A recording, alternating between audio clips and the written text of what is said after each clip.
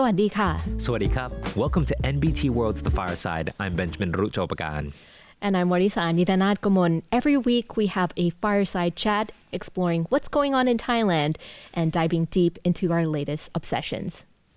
So this is now the third episode in our tribute series honoring Her Majesty Queen Sirikit, the Queen Mother. We started off with Khon and then we moved into Thai crafts. And today we're talking about food security, sustainable farming, and the quiet agricultural revolution. Right. And it's a revolution that started with a single village in Chiang Mai. And it grew into a whole system of model farms under the royal development. Now, these model farms were designed to give local communities knowledge, tools, and resources to feed themselves, protect their environment, and build sustainability. But before we talk about that, we have to first understand why they were created in the first place. And it started with something very simple. The question of whether people had enough food or not.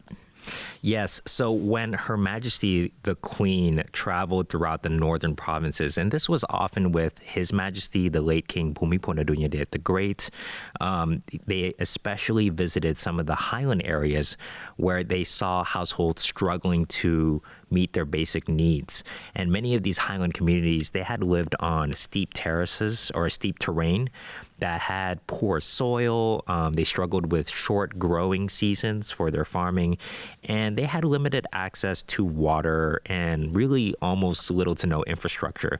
So it wasn't just that it was hard to farm, it was genuinely hard to produce enough food year round.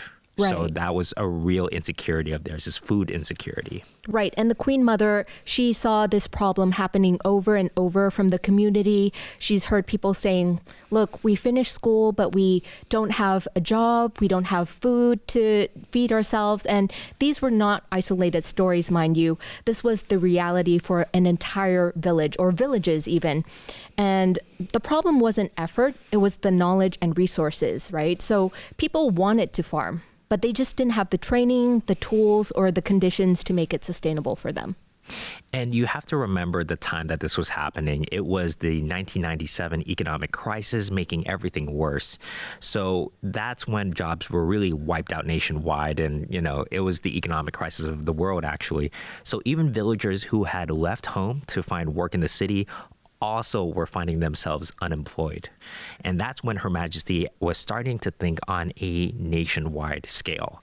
She wanted to know if communities were always going to be vulnerable to drought, economic shocks, climate, and changing climates, Thailand had to find something that was more reliable than just charity, than just one-time handouts.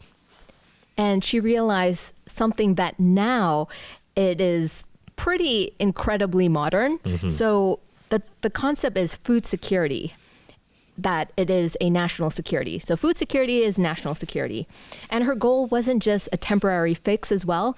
It was a long-term resilience thing. So she wanted to teach people how to grow their own food, how to raise livestock, and manage natural resources so they could stand on their own.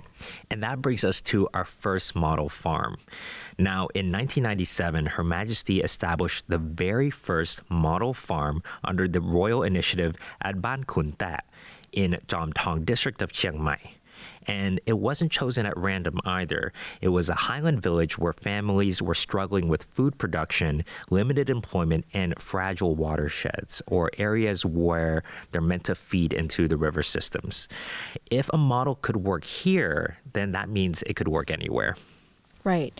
And the idea behind a model farm was pretty simple, but really powerful. So it was to create a place where villagers could learn hands-on practical farming. Not lectures, not theories, but real techniques that they could actually use and take home. It served as a training center, an employment center, and even a research site. And people learned how to crop rotation suited to highland soil, how to raise native animals, how to compost, and how to manage water in steep slopes. That's right. And it was something that was really ahead of its time because farms hired villagers who couldn't find work, especially after that economic crash, and trained them while they earned a wage. And Her Majesty explained it in her 2002 royal address. And here's an excerpt that translates as follows.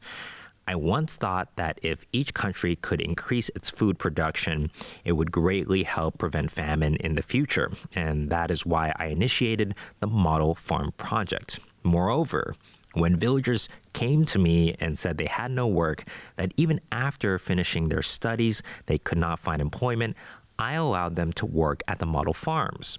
At the same time, they learned the correct methods of raising livestock. And when they left, they could use that knowledge to raise their animals properly and sustainably. So you can imagine just the sense of empowerment. You know, if you come work, learn a skill, you'll leave with the ability to support your family. So in a way, it's beyond just training. It's like restoring dignity almost. And Ban Kun Tet didn't just support one village, right? It became the knowledge and food source for neighboring communities as well. There's a couple. So there's Ban Hin Lek Phai, Hoi Manao, Hoi Sampoi, and Ban Kanun villages, and there's 3 of them. And these weren't tiny hamlets either. So over time, several hundreds of households relied on farms techniques and restored watersheds for their daily water and food supply. So the first model farm actually became the proof of concept for sustainable agriculture in Thailand. Also, the ecological restoration and job creation could happen all in the same place. So it was a real triple threat. And once that proof existed, the real expansion began. So now we know why the model farms were created. The big question is, what exactly is a model farm supposed to do? Because it's not just farming. Yeah, it's definitely not just a farm. A model farm is a training center, a research site, and a community lifeline, all wrapped in one. So think of it as an agricultural classroom that's outdoors, where people can get their hands on things and design for real life problems. And villagers weren't just sitting in chairs and listening to lectures. They were planting, harvesting, raising animals, building water systems, learning by doing. And model farms teach practical agricultural skills based on local needs. These are things like improving soil health, modifying the soil, raising native livestock, which is really important because you don't want to introduce non-native or invasive species to different areas. There's managing water, of course, which was a big part of His Majesty the late King's legacy. And using appropriate locally sourced material, which means that when you modify the environment, it's still, there's an element that it's still natural. There's still a local element to it, that it's not just a random material that doesn't normally exist there. And also it makes it cheaper. It makes everything more affordable and more accessible to create these techniques and to implement these techniques. So these topics come from the training objectives outlined in the Royal Development Projects Board, or RDPB, which emphasize hands-on learning, technology transfer, and practical methods villagers can apply directly at home. And it's really important to note that this is not charity at all. The employers or the workers were actually employed. So people who couldn't find jobs back in the 1997 crisis, they were hired and trained at the model farms while earning a real living wage. And that's such a modern concept to me, like upskilling and employment. You know, we hear companies talk about it all the time now, but Her Majesty was doing it almost 30 years ago. And each model is like a technology transfer hub. And Royal Project staff and specialists bring in the appropriate technologies, things that communities can actually use and maintain, not expensive machinery that might break down or has like a warranty that, you know, they can't replace the parts very easily, or it's expensive to replace and wouldn't be sustainable in the long term. Right. And so if you look at it as a whole, a model farm is really about self-reliance, teaching communities how to feed themselves, manage their land, and build a sustainable income. That's really important. Yes. It's agriculture, ecology, employment, and education, all these things in one place. Right. And so right after that, Ban Kun Te, it proved that the model worked. And so the Queen Mother did something remarkable. She expanded the model farm concept nationwide this time. And the timing wasn't accidental because remember, the 1997 Asian financial crisis hit Thailand hard and many people lost their jobs, especially those who left rural villages to work in cities. So a system that provided employment and training at the same time suddenly became even more important. That's right. And Her Majesty approved the expansion of model farms across all the regions. And today, there's more than 50 model farms operating under the Royal Initiative. These include Ban Mae Tung Ting in Chiang Mai, Ban Mae Tam in Lampang, Ban Nong Mak Thao in Sakon Nakhon, Ban Kok Pa Ka Bu Sa in Narathiwat, and Ban Tung Klong Cheeb in Patalung. And each one looks different because the environment is different, and so it needs a different survival strategy. That's right. And for example, in the Northern Highlands, you need terracing, soil rehab, and water retention systems. However, in the dry Northeast, the focus on drought-resistant crops, pond systems, and improving poor soil is needed. In the wetlands of the South, the model had to adapt to humidity, seasonal floods, and focus on local livestock suited to the environment. And these model farms didn't just help individual villages. They became knowledge hubs for entire districts. So they were training neighboring communities, sharing seeds and livestock, and restoring damaged ecosystems. One of my favorite parts about all of this is how the ecological restoration spread outward, right? So Ban Kun Te rehabilitated its watershed so effectively that its water system now supports 800 households in its surrounding villages. And that makes the system really elegant because it's not a top-down theory or a short-term charity. It's not just a handout. It's communities that are learning skills, applying them locally, and passing the knowledge along. Yeah, and that's why we're still talking about model farms today, because we're talking about the blueprint for resilience, one that Their Majesties envisioned decades before sustainability became a global trend even. And also another part of the model farm story that doesn't quite get enough attention is how deeply connected it is to nature. That's exactly right, because while these farms were meant to teach cultivation, they're also designed to heal the land at the same time. So it became a big part of environmental conservation. The first model farm at Ban Kun Te is the perfect example because the highlands around Jamtong had suffered from years of deforestation. Watersheds were under pressure. Local water sources became less reliable. And so the soil had turned brittle. There was a lot of degradation of the land. So the model farm began by rehabilitating the local watershed through reforestation and using native rattan species, or Y in Thai, that helped to stabilize the soil and retain the moisture.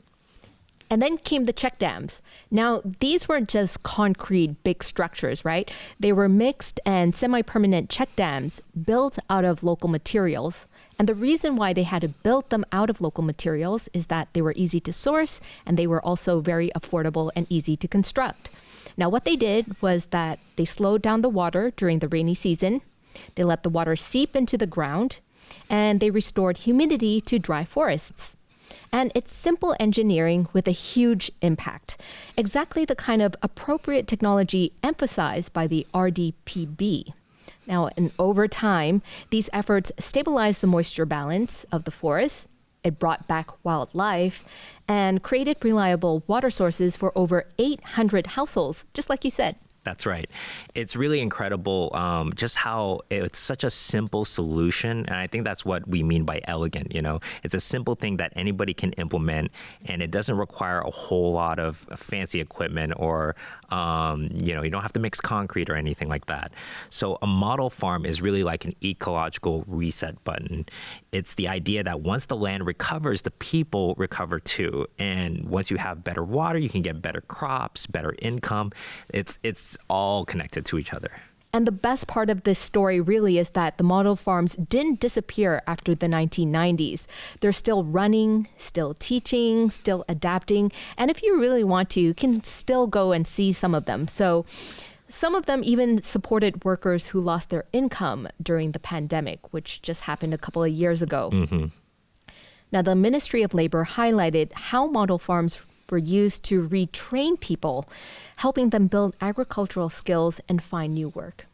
They've really become like a broader part of the royal development systems, especially in areas that are connected to forest conservation and watershed management or highland agriculture.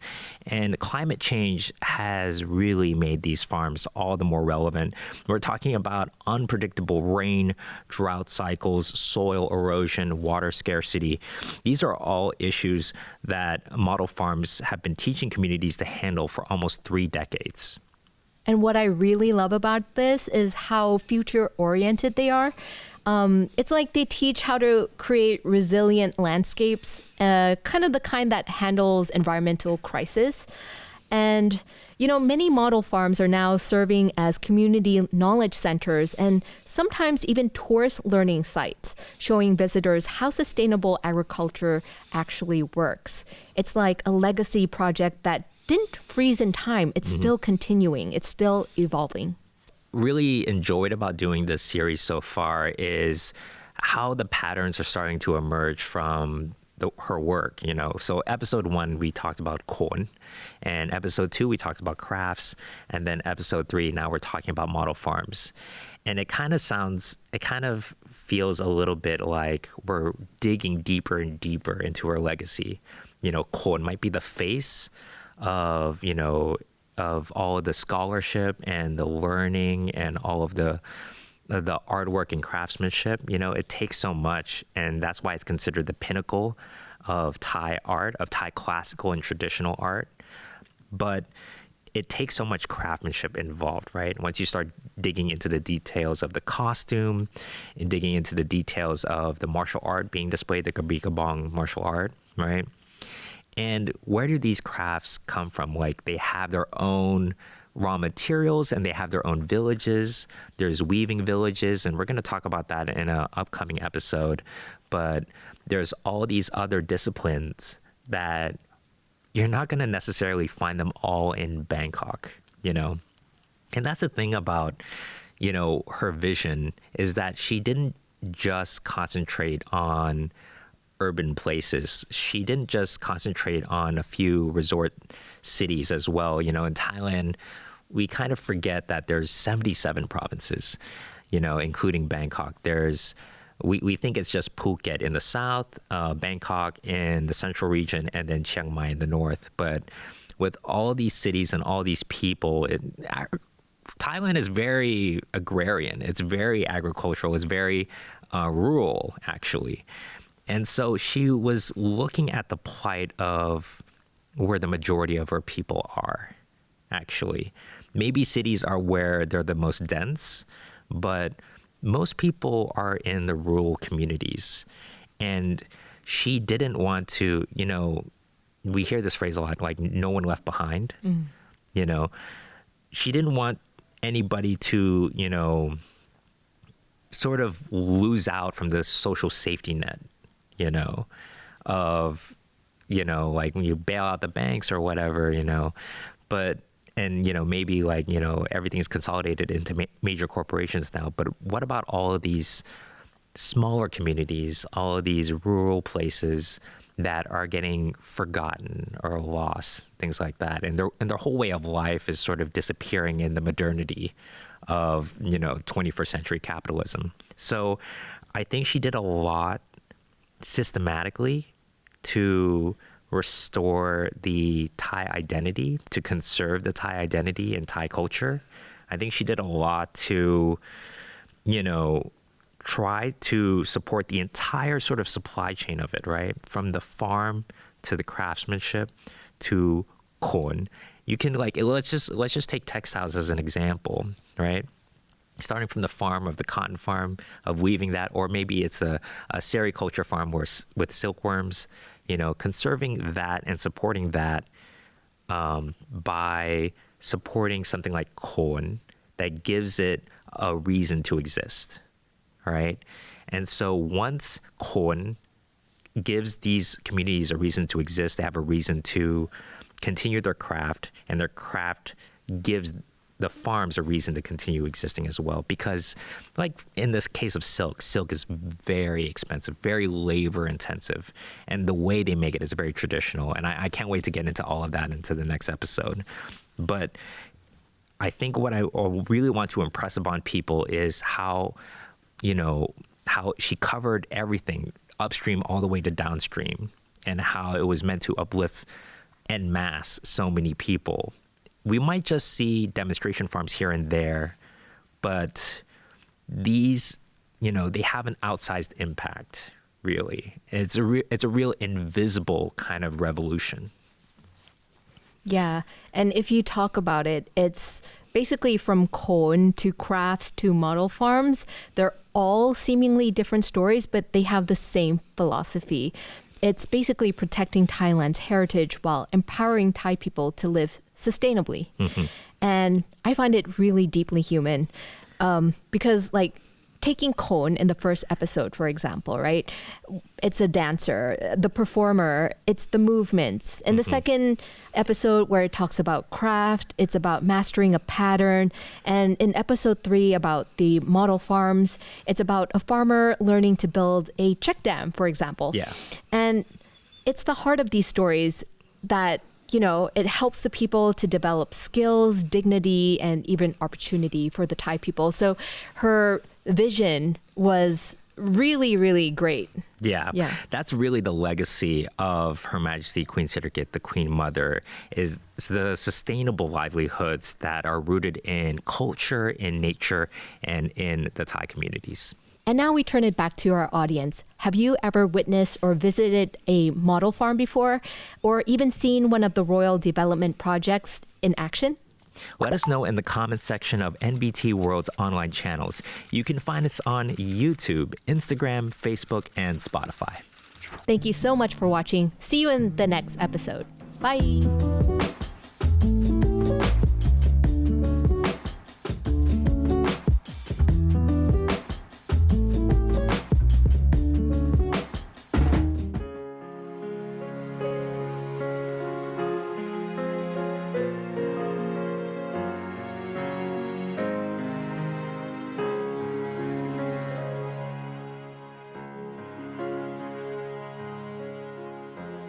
For years, the lady slipper orchid, known for its unique pouch-shaped bloom, was heavily targeted by illegal collectors.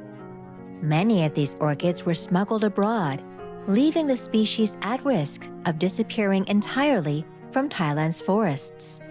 Concerned by this rapid loss, Her Majesty Queen Sirikit initiated an effort to conserve and restore native orchid species, particularly the lady's slipper orchid, which holds both ecological and cultural significance. Her late Majesty's dedication to environmental preservation has long been evident in her royal initiatives to protect forests, watersheds, and wildlife. On January 22nd of 1992, while attending the 4th Asia-Pacific Orchid Conference and Exhibition at Majesty University in Chiang Mai, Her Majesty expressed concern that many beautiful Thai orchids were disappearing from the wild. She emphasized the importance of conserving native orchid species to maintain Thailand's natural balance and biodiversity. A year later, in 1993, Her late Majesty discussed the issue with then Lieutenant General Yingyot Chodpimai, commander of the 3rd Army Region. This conversation led to the creation of the Doi Intanon Ladies Slipper Orchid Conservation Project, the first royal initiative dedicated specifically to this rare orchid. The project was established in Mae Hong Son province to survey, cultivate, and reintroduce the species into its native environment. The project expanded in 2004 when the Department of National Parks, Wildlife, and Plant Conservation established another center in Doi Intanon National Park in Chiang Mai.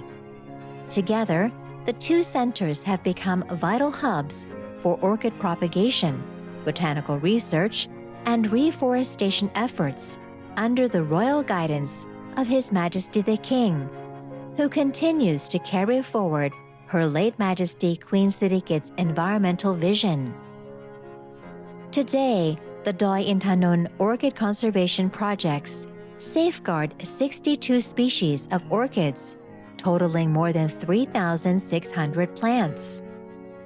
10 of those species, about 600 plants, have already been successfully reintroduced into their natural habitats. Beyond scientific work, the project plays an important role in raising environmental awareness among local communities. Residents are encouraged to participate in orchid conservation, helping to prevent illegal collection and fostering a sense of pride in preserving Thailand's natural treasures. The initiative has become a model for ecotourism, offering visitors the chance to experience rare orchids in their natural surroundings while supporting local livelihoods. Through this balance of conservation and community engagement, the project continues to flourish as a living tribute to the Queen Mother's enduring love for nature. The Lady Slipper Orchid now blooms once again across Thailand's northern forests, a vibrant symbol of Her late Majesty Queen Sirikit's boundless compassion and lifelong commitment to protecting the nation's precious natural heritage for generations to come.